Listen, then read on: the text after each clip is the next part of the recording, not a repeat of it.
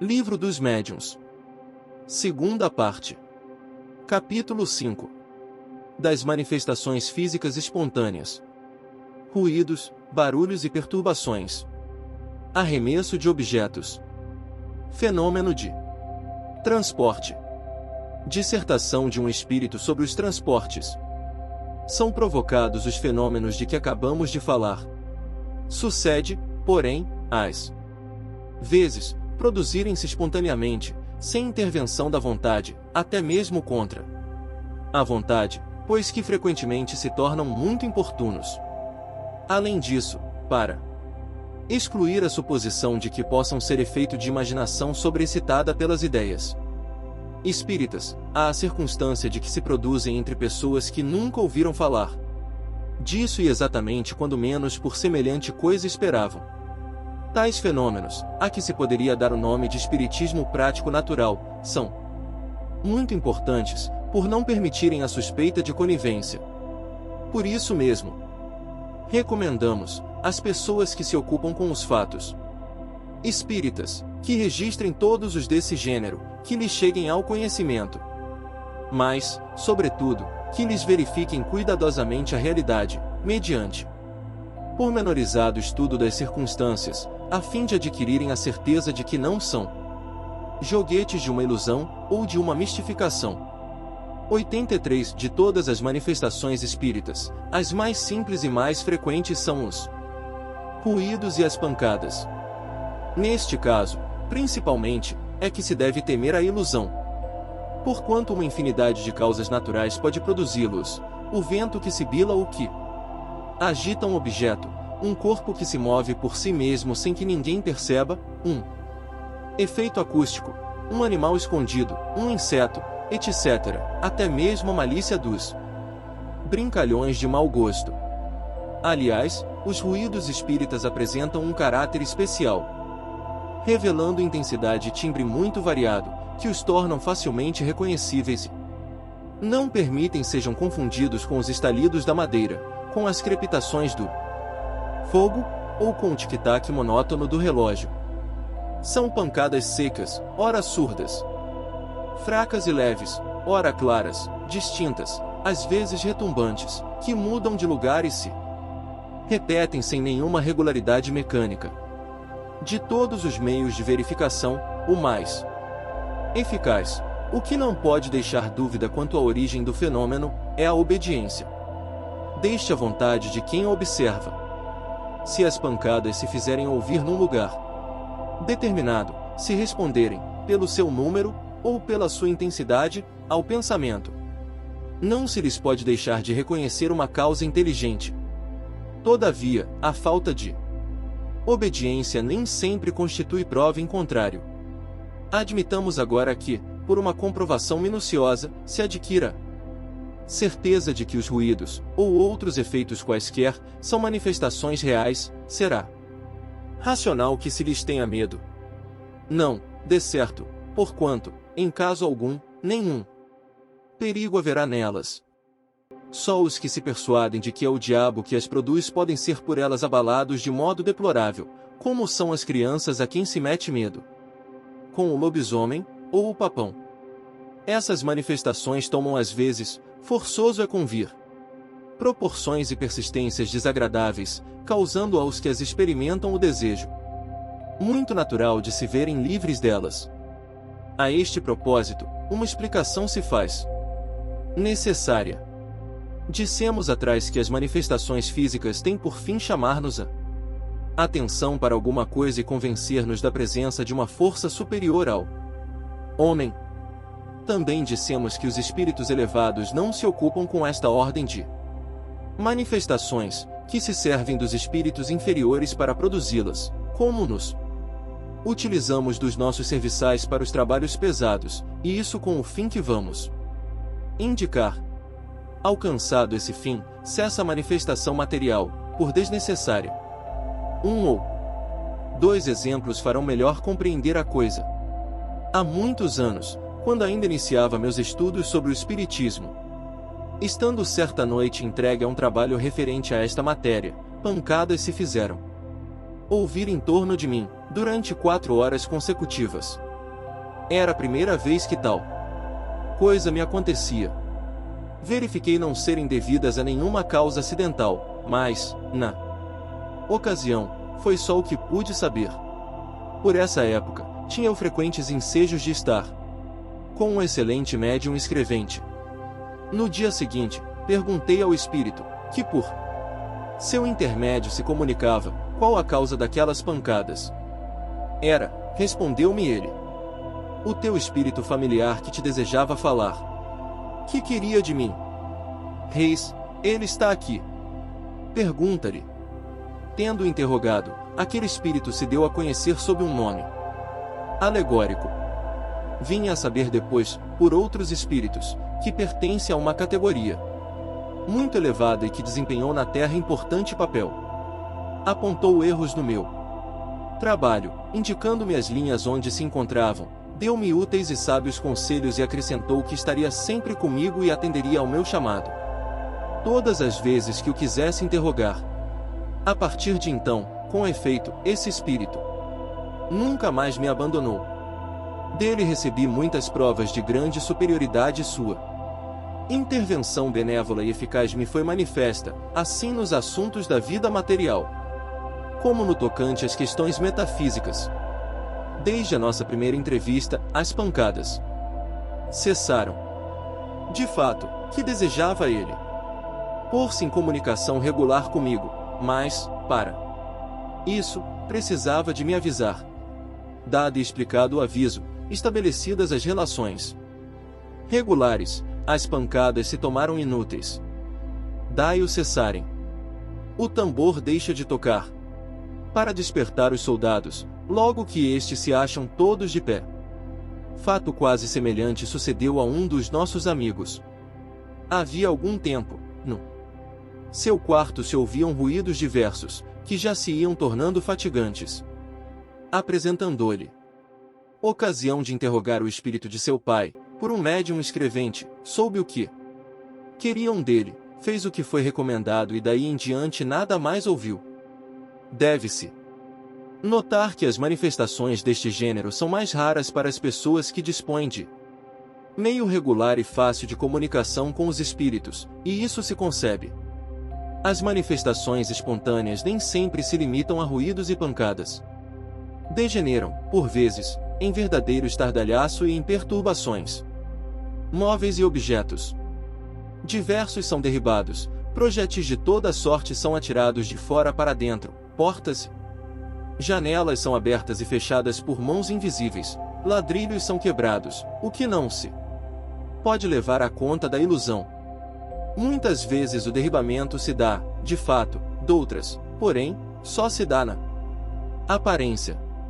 Ouvem-se vozerios em aposentos contíguos, barulho de louça que cai e se quebra com estrondo, cepos que rolam pelo assoalho. Acorrem as pessoas da casa e encontram tudo calmo e em ordem. Mal saem, recomeça o tumulto. As manifestações desta espécie não são raras, nem novas. Poucas serão as crônicas locais que não encerrem alguma história desta natureza. E fora de dúvida que o medo tem exagerado muitos fatos que, passando de boca em boca, assumiram proporções gigantescamente ridículas. Com o auxílio da superstição, as casas onde eles ocorrem foram tidas como assombradas pelo diabo e daí todos os maravilhosos ou terríveis contos de fantasmas. Por outro lado, a velhacaria não consentiu em perder tão bela ocasião de explorar a credulidade quase sempre para a satisfação de interesses pessoais. Aliás, facilmente se concebe que impressão podem fatos desta ordem produzir, mesmo dentro dos limites da realidade, em pessoas de caracteres fracos e predispostas, pela educação, a alimentar ideias supersticiosas. O meio mais seguro de obviar aos inconvenientes que possam trazer, visto não ser possível impedir-se que se deem, consiste em tornar conhecida a verdade. Em coisas terríficas se convertem as mais simples, quando se lhes desconhecem as causas. Ninguém mais terá medo dos espíritos quando todos estiverem familiarizados com eles e quando os a quem eles se manifestam Já não acreditem que estão às voltas com uma legião de demônios. Na Revue Spirit se encontram narrados muitos fatos autênticos deste gênero. Entre outros a história do espírito batedor de Bergzabir, cuja ação durou 8 anos. Números de maio, junho e julho de 1858, Ad de Beusdorf, agosto de 1858, Adu. Padeiro das Grandes Vendas, perto de Dieppe, março de 1860, a da Rua des Noyers. Em Paris, agosto de 1860, a do Espírito de Castelnaudary, sob o título de História de um Danado, fevereiro de 1860, a do Fabricante de São Petersburgo, abril de 1860, e muitas outras. Tais fatos assumem, não raro, o caráter de verdadeiras perseguições. Conhecemos 6 irmãs que moravam juntas e que, durante muitos anos, todas as manhãs encontravam suas roupas espalhadas, rasgadas e cortadas em pedaços, por mais que tomassem a precaução de guardá-las. A chave. A muitas pessoas tem acontecido que, estando deitadas, mas completamente acordadas, lhes sacudam os cortinados da cama, tirem com violência as cobertas, levantem os travesseiros e mesmo as joguem fora do leito. Fatos destes são muito mais frequentes do que se pensa, porém, as mais das vezes, os que deles são vítimas nada ousam dizer, de medo do ridículo. Somos sabedores de que, por causa desses fatos, se tem pretendido curar, como atacados de alucinações, alguns indivíduos, submetendo-as ao tratamento a que se sujeitam os alienados, o que os torna realmente loucos. A medicina não pode compreender estas coisas, por não admitir, entre as causas que as determinam, senão o elemento material, donde erros frequentemente funestos. A história descreverá um dia certos tratamentos em uso no século XIX, como se narram hoje certos processos de cura da Idade Média. Admitimos perfeitamente que alguns casos são obra da malícia ou da malvadez. Porém, se tudo bem averiguado, provado ficar que não resultam da ação do homem, dever-se-á convirem que são obra, ou do diabo, como dirão uns, ou dos espíritos. Como dizemos nós? Mas de que espíritos? 90. Os espíritos superiores, do mesmo modo que, entre nós, os homens retos e sérios, não se divertem a fazer charivaris. Temos por diversas vezes chamado aqueles espíritos, para lhes perguntar por que motivo perturbam assim a tranquilidade dos outros. Na sua maioria, fazem-no apenas para se divertirem. São mais levianos do que maus, que se riem dos terrores que causam e das pesquisas inúteis que se empreendem para a descoberta da causa do tumulto. Agarram-se com frequência a um indivíduo, comprazendo-se em o atormentarem e perseguirem de casa em casa. Doutras vezes, apegam-se a um lugar, por mero capricho. Também, não raro, exercem por essa forma uma vingança, como teremos ocasião de ver. Em alguns casos, mais louvável é a intenção a que cedem. Procuram chamar a atenção e pôr-se em comunicação com certas pessoas, quer para lhes darem um aviso proveitoso, quer com o fim de lhes pedirem qualquer coisa para si mesmos.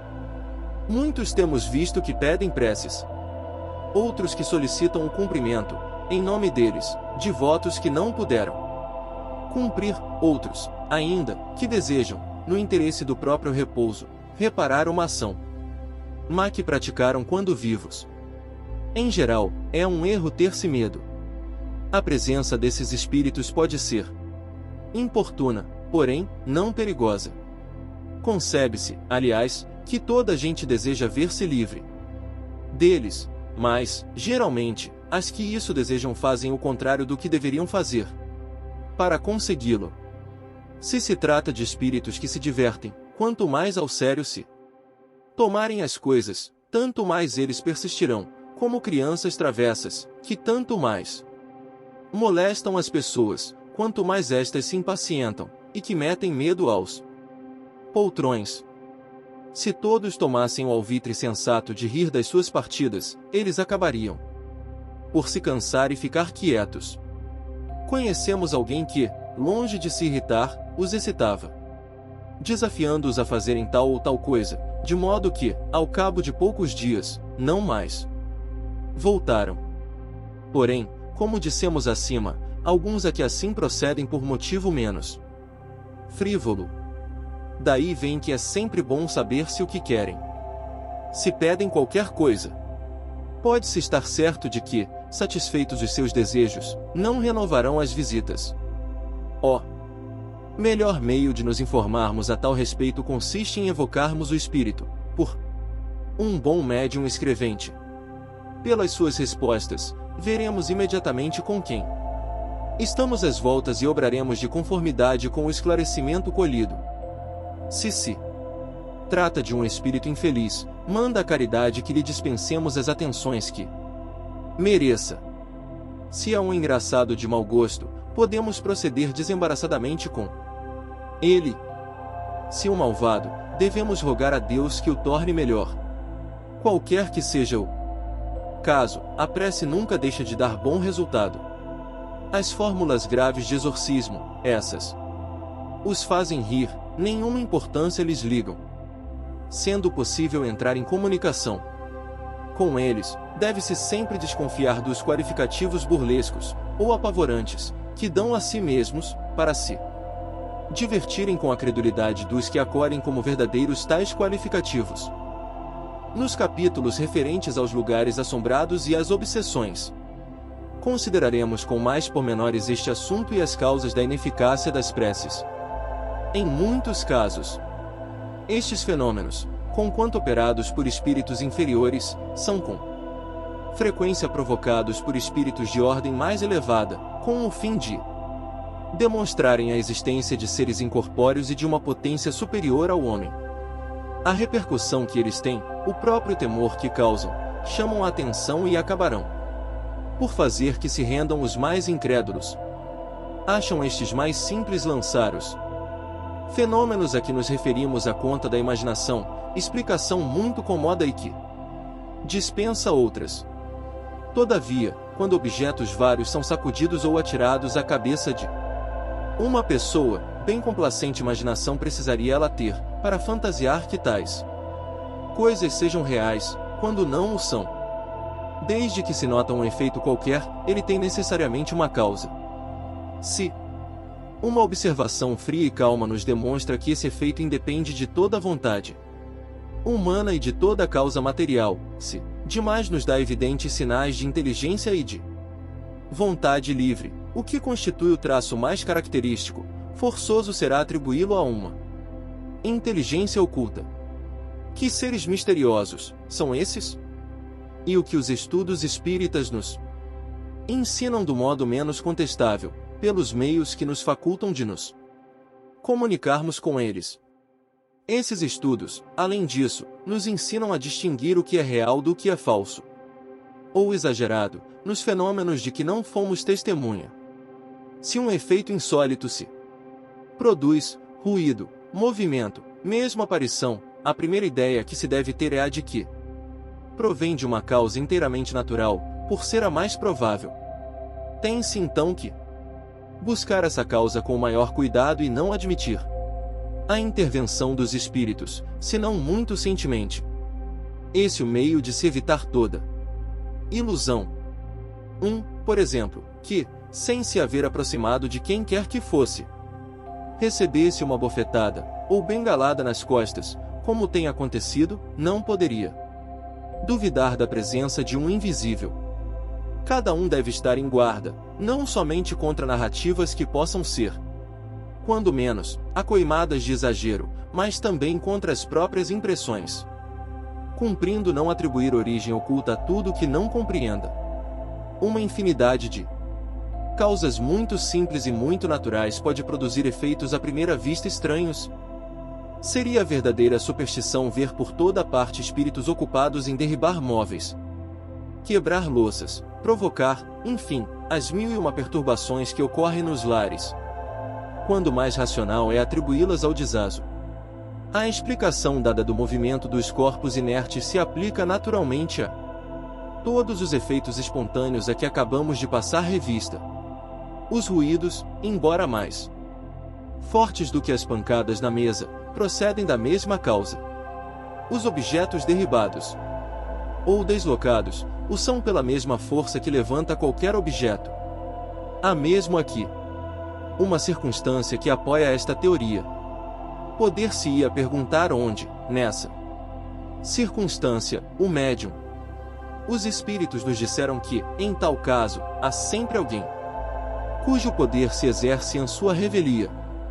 As manifestações espontâneas muito raramente se dão em lugares ermos, quase sempre se produzem nas casas habitadas e por motivo da presença de certas pessoas que exercem influência, sem que o queiram. Essas pessoas ignoram possuir faculdades mediúnicas, razão por que lhes chamamos médios naturais. São, com relação aos outros médios, o que os sonâmbulos naturais são relativamente aos sonâmbulos magnéticos e tão dignos, como aqueles, de observação. A intervenção voluntária ou involuntária de uma pessoa dotada de aptidão especial para a produção destes fenômenos parece necessária, na maioria dos casos, embora alguns agem que, ao que se afigura, o espírito obra por si só. Mas, então, poderá dar-se que ele tire de algures o fluido animalizado, que não de uma pessoa presente. Isto explica por que os espíritos que constantemente nos cercam não produzem perturbação a todo instante. Primeiro, é preciso que o espírito queira, que tenha um objetivo, um motivo, sem o que nada faz. Depois, é necessário, muitas vezes, que encontre exatamente no lugar onde queira operar uma pessoa apta a secundá-lo, coincidência que só muito raramente ocorre. Se essa pessoa aparece inopinadamente, ele dela se aproveita.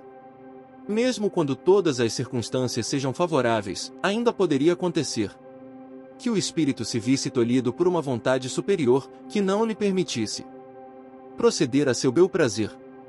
Pode também dar-se que só lhe seja permitido fazê-lo dentro de certos limites e no caso de serem tais manifestações julgadas úteis, quer como meio de convicção, quer como provação para a pessoa por ele visada. A este respeito, apenas citaremos o diálogo provocado a propósito dos fatos ocorridos em junho de 1860, na Rua des Noyers, em Paris. Encontrar-se uns pormenores do caso na Revue Spirit, número de agosto de 1860. Primeira, a São Luís. Quererias ter a bondade de nos dizer se são reais os fatos que se dizem passados na Rua des Noyers? Quanto à possibilidade deles se darem, disso não duvidamos. São reais esses fatos, simplesmente, a imaginação dos homens os exagerará. Seja por medo, seja por ironia. Mas, repito, são reais. Produz essas manifestações um espírito que se diverte um pouco à custa dos habitantes do lugar. Segundo, haverá na casa alguma pessoa que dê causa a tais manifestações? Elas são sempre causadas pela presença da pessoa visada. É que o espírito perturbador não gosta do habitante do lugar onde ele se acha, trata então de fazer-lhe maldades, ou mesmo procura obrigá-lo a mudar-se. Terceira, perguntamos se, entre os moradores da casa, alguém há que seja causador desses fenômenos, por efeito de uma influência mediúnica espontânea e involuntária? Necessariamente assim é, pois, sem isso, o fato não poderia dar-se. Espírito vive num lugar que lhe é predileto, conserva-se nativo, enquanto nesse lugar não se apresenta uma pessoa que lhe convenha. Desde que essa pessoa surge, começa ele a divertir-se quanto pode. Quarta, será indispensável a presença dessa pessoa no próprio lugar? Esse é o caso mais comum e é o que se verifica no de que tratas. Por isso foi que eu disse que, a não ser assim, o fato não teria podido produzir-se. Mas, não pretendi generalizar. Há casos em que a presença imediata não é necessária. Quinta, sendo sempre de ordem inferior esses espíritos, constituirá presunção desfavorável a uma pessoa a aptidão que revele para lhe servir de auxiliar? Isto não denuncia, da parte dele, uma simpatia para com os seres dessa natureza? Não é precisamente assim, porquanto essa aptidão se acha ligada a uma disposição física. Contudo, denuncia frequentemente uma tendência material, que seria preferível não existisse, visto que, quanto mais elevado moralmente é o homem, tanto mais atrai a si os bons espíritos que, necessariamente, afastam os maus. Sexta, onde vai o espírito buscar os projetis de que se serve? Os diversos objetos que lhe servem de projetis são, as mais das vezes, apanhados nos próprios lugares dos fenômenos, ou nas proximidades. Uma força provinda do espírito os lança no espaço e eles vão cair no ponto que o mesmo espírito indica. Sétima, pois que as manifestações espontâneas são muitas vezes permitidas e até provocadas para convencer os homens, parece-nos que, se fossem pessoalmente atingidos por elas, alguns incrédulos se viriam forçados a render-se à evidência. Eles costumam queixar-se de não serem testemunhas de fatos concludentes. Não está no poder dos espíritos dar-lhes uma prova sensível? Os ateus e os materialistas não são a todo instante testemunhas dos efeitos do poder de Deus e do pensamento? Isso não impede que neguem Deus e a alma. Os milagres de Jesus converteram todos os seus contemporâneos? Aos fariseus, que lhe diziam: Mestre, faze-nos ver algum prodígio, não se assemelham os que hoje vos pedem-lhes façais presenciar algumas manifestações? Se não se converteram pelas maravilhas da criação, também não se converterão, ainda quando os espíritos lhes aparecessem do modo mais inequívoco, porquanto o orgulho os torna quais alimárias empacadoras. Se procurassem de boa fé, não lhes faltaria ocasião de ver, por isso, não julga Deus conveniente fazer por eles mais do que faz pelos que sinceramente buscam instruir-se, pois que o Pai só concede recompensa aos homens de boa vontade. A incredulidade deles não obstará a que a vontade de Deus se cumpra. Bem vedes que não obstou a que a doutrina se difundisse. Deixai, portanto, de inquietar-vos com a oposição que vos movem. Essa oposição é, para a doutrina, o que a sombra é para o quadro. Maior relevo lhe dá. Que mérito teriam eles, se fossem convencidos à força? Deus lhes deixa toda a responsabilidade da teimosia em que se conservam, e essa responsabilidade é mais terrível do que podeis supor. Felizes os que creem sem ter visto, disse Jesus, porque esses não duvidam do poder de Deus. Oitava, achas que convém evoquemos o Espírito a que nos temos referido, para lhe pedirmos algumas explicações? Evoca-o, se quiseres, mas é um espírito inferior, que só te dará respostas muito insignificantes. 95. Diálogo com o espírito perturbador da Rua des Noyers. Primeira evocação. Que tinhas de me chamar? Queres umas pedradas? Então é que se havia de ver. Um bonito salvice quem puder, não obstante o teu ar de valentia. Segunda, quando mesmo nos atirasses pedras aqui, isso não nos amedrontaria, até te pedimos positivamente que, se puderes, nos atires algumas. Aqui talvez eu não pudesse, porque tens um guarda a velar por ti. Terceira via, na Rua des Noyers, alguém que, como auxiliar, te facilitava as partidas, que pregavas aos moradores da casa. Certamente, achei um bom instrumento e não havia nenhum espírito douto, sábio e virtuoso para me embaraçar. Porque, sou alegre, gosto às vezes de me divertir. Quarta, qual a pessoa que te serviu de instrumento? Uma criada. Quinta, era mau grado seu que ela te auxiliava? Ah! Sim, pobre. Era a que mais medo tinha. Sexta, procedias assim com algum propósito hostil? Eu, não. Nenhum propósito hostil me animava. Mas, os homens, que de tudo se apoderam, farão que os fatos redundem em seu proveito. Sétima, que queres dizer com isso? Não te compreendemos. Eu só cuidava de me divertir, vós outros, porém, estudareis a coisa e tereis mais um fato a mostrar que nós existimos. Oitava, dizes que não alimentavas nenhum propósito hostil, entretanto, quebraste todo o ladrilho da casa. Causaste assim um prejuízo real. É um acidente. Nona, onde foste buscar os objetos que atiraste? São objetos muito comuns. Achei-os no pátio e nos jardins próximos. Décima, achaste-os todos, ou fabricaste algum? Ver adiante o capítulo 8º. Não criei, nem compus coisa alguma. 11ª, e, se os não houvesse encontrado, terias podido fabricá-los? Fora mais difícil. Porém, a rigor, misturam-se matérias e isso faz um todo qualquer. 12ª, agora, dize-nos, como os atiraste? Isto é mais difícil de explicar. Busquei auxílio na natureza elétrica daquela rapariga, juntando-a à minha, que é menos material, podemos assim os dois transportar os diversos objetos. 13ª, vais dar-nos de boa vontade, assim o esperamos, algumas informações acerca da tua pessoa. Dize-nos, primeiramente, se já morreste há muito tempo. Há muito tempo, há bem 50 anos. 14ª, que eras quando vivo? Não era lá grande coisa, simples trapeiro naquele quarteirão, às vezes me diziam tolices, porque eu gostava muito do licor vermelho do bom velho Noé. Por isso mesmo, queria pô-los todos dali para fora. 15ª, foi por ti mesmo e de bom grado que respondeste às nossas perguntas? Eu tinha um mestre. 16ª, quem é esse mestre? O vosso bom rei Luís. Nota: motivou esta pergunta a natureza de algumas respostas dadas, que nos pareceram acima da capacidade desse espírito, pela substância das ideias e mesmo pela forma da linguagem.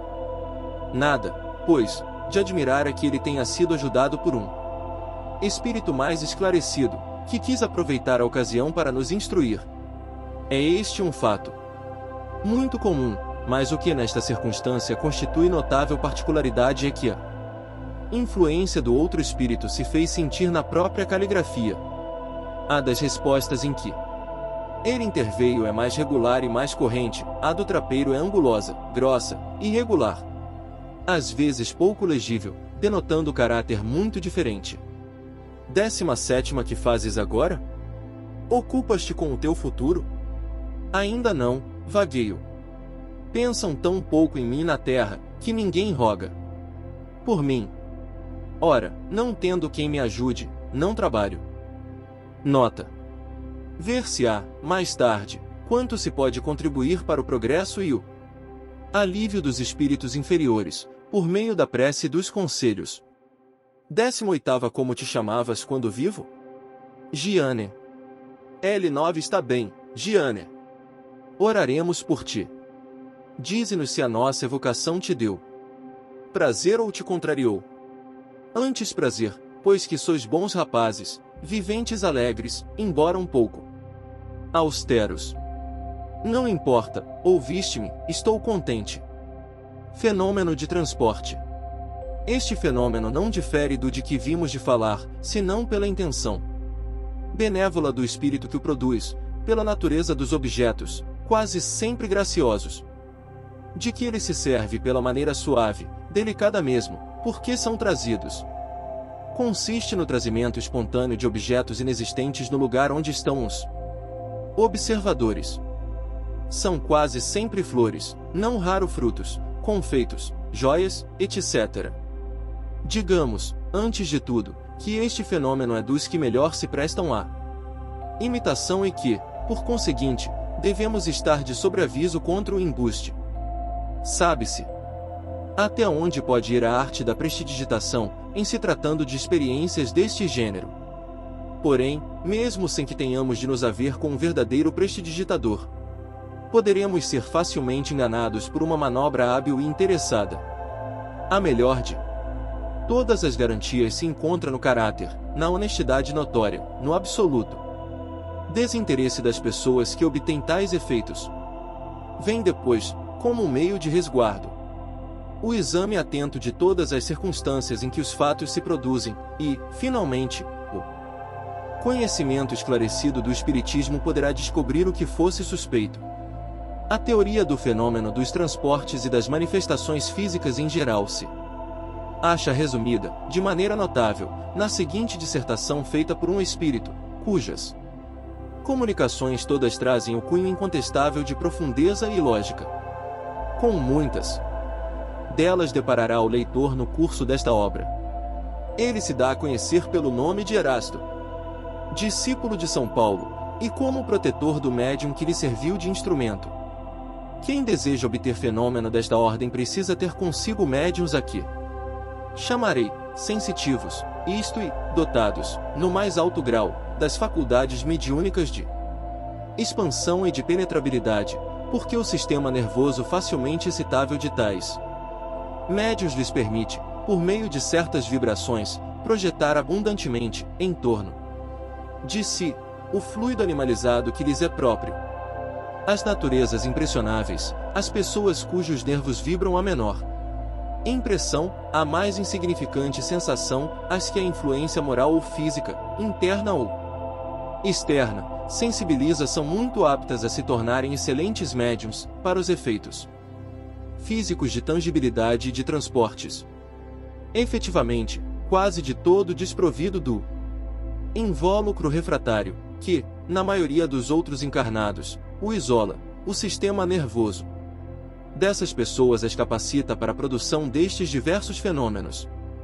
Assim, com um indivíduo de tal natureza e cujas outras faculdades não sejam hostis à mediunidade, facilmente se obterão os fenômenos de tangibilidade, as pancadas nas paredes e nos móveis, os movimentos inteligentes e mesmo a suspensão, no espaço, da mais pesada matéria inerte. A fortiori, os mesmos resultados se conseguirão se, em vez de um médium, o experimentador dispuser de muitos, igualmente bem dotados. Mas, da produção de tais fenômenos à obtenção dos de transporte a um mundo de permeio, porquanto, neste caso, não só o trabalho do espírito é mais complexo, mais difícil, como, sobretudo, ele não pode operar, senão por meio de um único aparelho mediúnico, isto é, muitos médiuns não podem concorrer simultaneamente para a produção do mesmo fenômeno. Sucede até que, ao contrário, a presença de algumas pessoas antipáticas ao espírito que opera lhe obsta radicalmente a operação.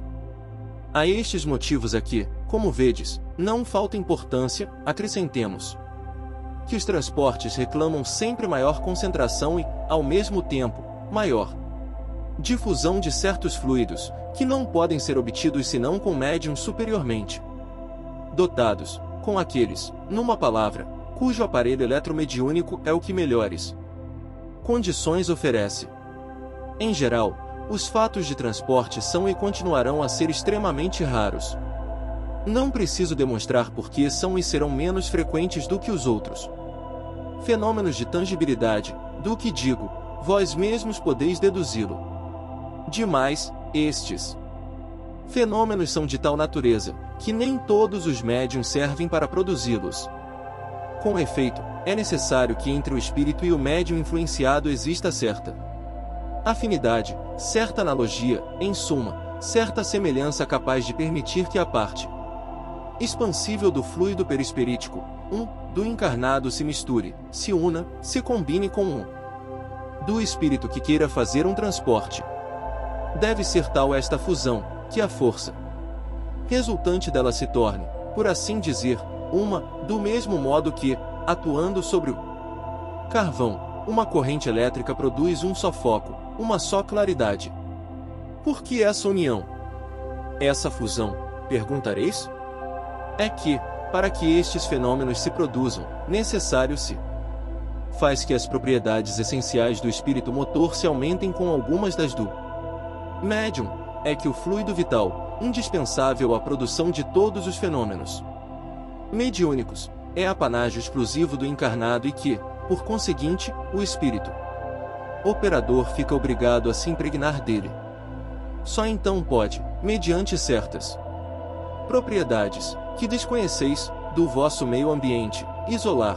Vê-se que, quando se trata de exprimir uma ideia nova, para a qual faltam termos na língua. Os espíritos sabem perfeitamente criar neologismos. Estas palavras, eletromediúnico, perispirítico, não são de invenção nossa.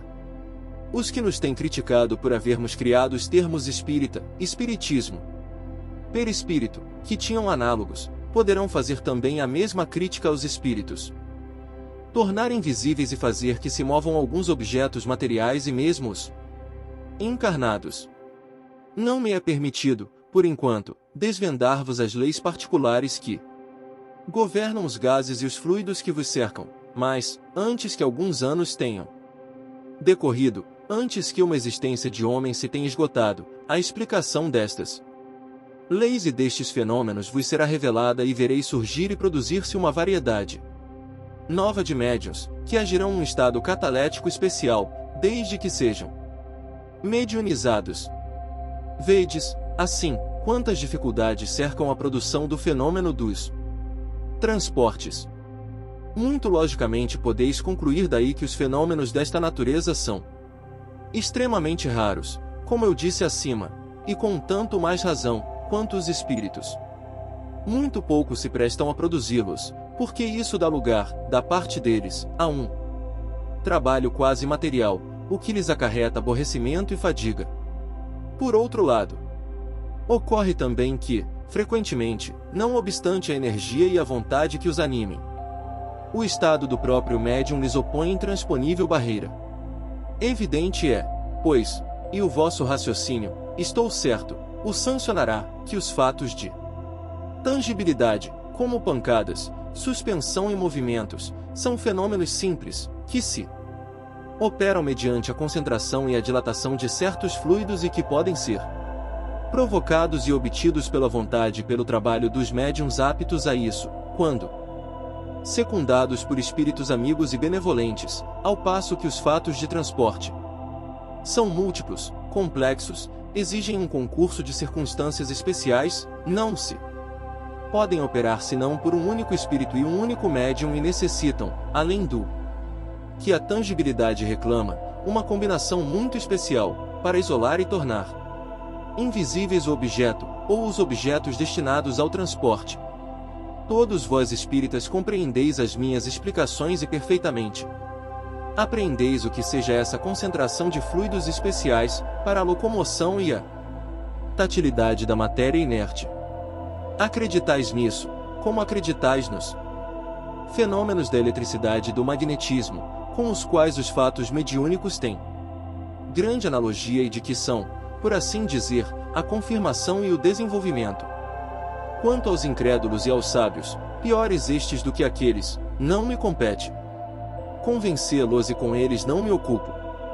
Convencer-se-ão um dia, por força da evidência, pois que forçoso será se curvem diante do testemunho dos fatos espíritas. Como forçoso foi que o fizessem diante de outros fatos, que a princípio repeliram. Resumindo, os fenômenos de tangibilidade são frequentes, mas os de transporte são muito raros, porque muito difíceis de se realizar são as condições em que se produzem. Conseguintemente, nenhum médium pode dizer, a tal hora, em tal momento, obterei um transporte, visto que muitas vezes o próprio espírito se vê obstado na execução da sua obra. Devo acrescentar que esses fenômenos são duplamente difíceis em público, porque quase sempre, entre este, se encontram elementos energicamente refratários, que paralisam os esforços do espírito e, com mais forte razão, a ação do médium tende, ao contrário, como certo que, na intimidade, os ditos fenômenos se produzem quase sempre espontaneamente, as mais das vezes à revelia dos médiuns, sem premeditação, sendo muito raros quando esses se acham prevenidos. Deveis deduzir daí que há motivo de suspeição todas as vezes que um médium se lisonjeia de os obter à vontade, ou, por outra, de dar ordens aos espíritos, como a servos seus, o que é simplesmente absurdo. Tende ainda como regra geral que os fenômenos espíritas não se produzem para constituir espetáculo e para divertir os curiosos. Se alguns espíritos se prestam a tais coisas, só pode ser para a produção de fenômenos simples, não para os que, como os de transporte e outros semelhantes, exigem condições excepcionais. Lembrai-vos, espíritas, de que, se é absurdo repelir sistematicamente todos os fenômenos de além-túmulo, também não é de bom aviso aceitá-los todos, cegamente.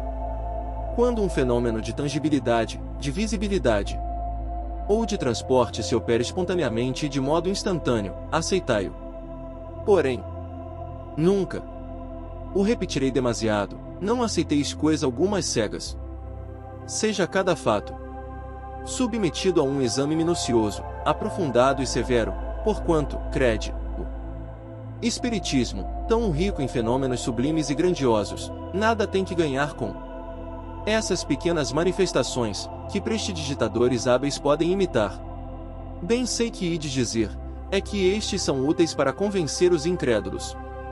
Mas ficai sabendo, se não houvesseis disposto de outros meios de convicção, não contaríeis. Hoje a 100ª parte dos espíritas que existem. Falai ao coração, por aí é que fareis maior número de conversões sérias. Se julgardes conveniente, para certas pessoas, valer-vos dos fatos materiais, ao menos apresentai-os em circunstâncias tais, que não possam permitir nenhuma interpretação falsa e, sobretudo, não vos afasteis das condições normais dos mesmos fatos, porque, apresentados em mais condições, eles fornecem argumentos aos incrédulos, em vez de convencê-los. Erasto. O fenômeno de transporte apresenta uma particularidade notável, e é que alguns médiuns só o obtêm em estado sonambúlico, o que facilmente se explica. Há no sonâmbulo um desprendimento natural, uma espécie de isolamento do espírito e do perispírito, que deve facilitar a combinação dos fluidos necessários. Tal o caso dos transportes de que temos sido testemunha. As perguntas que se seguem foram dirigidas ao espírito que os operara, mas as respostas se ressentem por vezes da deficiência dos seus conhecimentos. Submetemo-las ao espírito Erasto, muito mais instruído do ponto de vista teórico, e ele as completou, aditando-lhes notas muito judiciosas. Um é o artista, o outro sábio, constituindo a própria comparação dessas inteligências um estudo instrutivo, porquanto prova que não basta ser espírito para tudo saber. Primeira dize-nos, peço, porque os transportes que acabaste de executar só se produzem estando médium em estado sonambúlico? Isto se prende à natureza do médium. Os fatos que produzo, quando o meu está adormecido, poderia produzi-los igualmente com outro médium em estado de vigília. Segunda, porque fazes demorar tanto a trazida dos objetos e por que é que avivas a cobiça do médium, excitando-lhe o desejo de obter o objeto prometido? O tempo me é necessário a preparar os fluidos que servem para o transporte. Quanto à excitação, essa só tem por fim, as mais das vezes, divertir as pessoas presentes. E o sonâmbulo? Nota de Erasto. O espírito que responde não sabe mais do que isso, não percebe o motivo dessa cobiça, que ele instintivamente aguça, sem lhe compreender o efeito. Julga proporcionar um divertimento, enquanto que, na realidade, provoca, sem um suspeitar, uma emissão maior de fluido. É uma consequência da dificuldade que o fenômeno apresenta, dificuldade sempre maior quando ele não é espontâneo, sobretudo com cestos médiuns. Terceira, depende da natureza especial do médium a produção do fenômeno e poderia produzir-se por outros médiuns com mais facilidade e presteza? A produção depende da natureza do médium e o fenômeno não se pode produzir, senão por meio de naturezas correspondentes. Pelo que toca à presteza, o hábito que adquirimos, comunicando-nos frequentemente com o mesmo médium, nos é de grande vantagem. Quartas, pessoas presentes influem alguma coisa no fenômeno? Quando há da parte delas incredulidade, oposição, muito nos podem embaraçar. Preferimos apresentar nossas provas aos crentes e a pessoas versadas no espiritismo. Não quero, porém, dizer com isso que a má vontade consiga paralisar-nos. inteiramente. Quinta, onde foste buscar as flores e os confeitos que trouxeste para aqui? As flores, tomo-as aos jardins, onde bem me parece. Sexta, e os confeitos? Devem ter feito falta ao respectivo negociante. Tomo-os onde me apraz. O negociante nada absolutamente percebeu, por quê? Pus outros no lugar dos que tirei. Sétima, mais, os anéis têm valor. Onde os foste buscar? Não terás com isso causado prejuízo àquele de quem os tiraste? Tirei-os de lugares que todos desconhecem e é filo por maneira que daí não resultará prejuízo para ninguém. Nota de Erasto. Creio que o fato foi explicado de modo incompleto, em virtude da deficiência da capacidade do espírito que respondeu. Sim, de fato, pode resultar prejuízo real, mas o espírito não quis passar por haver desviado o que quer que fosse. Um objeto só pode ser substituído por outro objeto idêntico, da mesma forma, do mesmo valor. Conseguintemente, se um espírito tivesse a faculdade de substituir, por outro objeto igual, um de que se apodera, já não teria razão para se apossar deste, visto que poderia dar o de que se iria servir para substituir o objeto retirado. Oitava, será possível trazer flores de outro planeta? Não, a mim não me é possível. A Erasto, teriam outros espíritos esse poder? Não, isso não é possível, em virtude da diferença dos meios ambientes. Nona, poderias trazer-nos flores de outro hemisfério, dos trópicos, por exemplo? Desde que seja da Terra, posso. Décima, poderias fazer que os objetos trazidos nos desaparecessem da vista e levá-los novamente? Assim como os trouxe aqui, posso levá-los, à minha vontade. 11ª, a produção do fenômeno dos transportes não é de alguma forma penosa. Não te causa qualquer embaraço? Não nos é penosa em nada, quando temos permissão para operá-los. Poderia ser-nos grandemente penosa, se quiséssemos produzir efeitos para os quais não estivéssemos autorizados. Nota de Erasto. Ele não quer convir em que isso lhe é penoso, embora seja realmente, pois que se vê forçado a executar uma operação por assim dizer material. 12ª, quais são as dificuldades que encontras? Nenhuma outra, além das mais disposições fluídicas, que nos podem ser contrárias.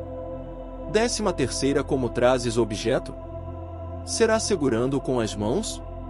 Não, envolvo-o em mim mesmo. Nota de Erasto. A resposta não explica de modo claro a operação. Ele não envolve o objeto com a sua própria personalidade, mas, como o seu fluido pessoal é dilatável, combina uma parte desse fluido com o fluido animalizado do médium e é nesta combinação que oculta e transporta o objeto que escolheu para transportar. Ele, pois, não exprime com justeza o fato, dizendo que envolve em si o objeto. 14ª, trazes com a mesma facilidade um objeto de peso considerável, de 50 quilos. Por exemplo, o peso nada é para nós. Trazemos flores, porque agrada mais do que um volume pesado. Nota de Erasto. É exato. Pode trazer objetos de 100 ou 200 quilos. Por isso que a gravidade, existente para vós, é anulada para os espíritos. Mas, ainda, aqui, ele 8 percebe bem o que se passa, a massa dos fluidos combinados é proporcional à dos objetos. Numa palavra, a força deve estar em proporção com a resistência, donde se segue que, se o espírito apenas traz uma flor ou um objeto leve, é muitas vezes porque não encontra no médium, ou em si mesmo, os elementos necessários para um esforço mais considerável. 15ª, poder-se imputar aos espíritos certas desaparições de objetos, cuja causa permanece ignorada?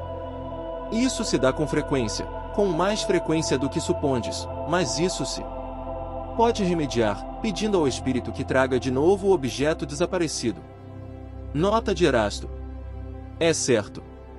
Mas, às vezes, o que é subtraído, muito bem subtraído fica, Pois que para muito longe são levados os objetos que desaparecem de uma casa e que o dono não mais consegue achar.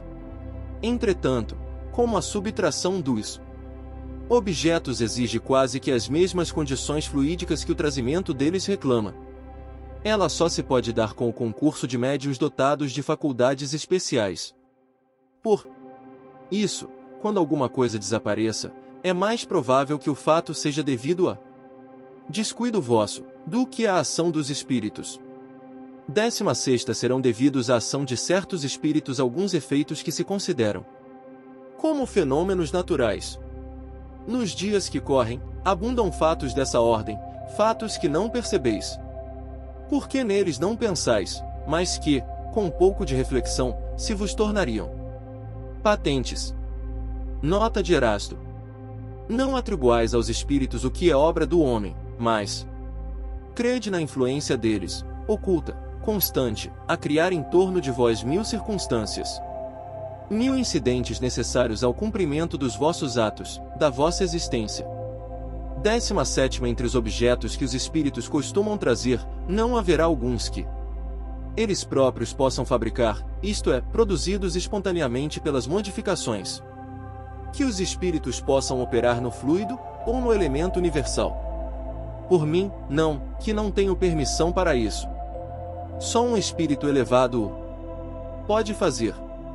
18ª Como conseguiste outro dia introduzir aqueles objetos, estando fechado o aposento? Fi-los entrar comigo, envoltos, por assim dizer, na minha substância. Nada mais posso dizer, por não ser explicável o fato.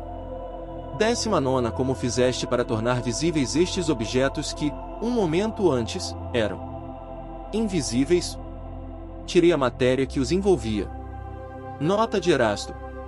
O que os envolve não é a matéria propriamente dita, mas um fluido tirado, metade, do perispírito do médium e metade, do espírito que opera. 20ª, a Erasto. Pode um objeto ser trazido a um lugar inteiramente fechado?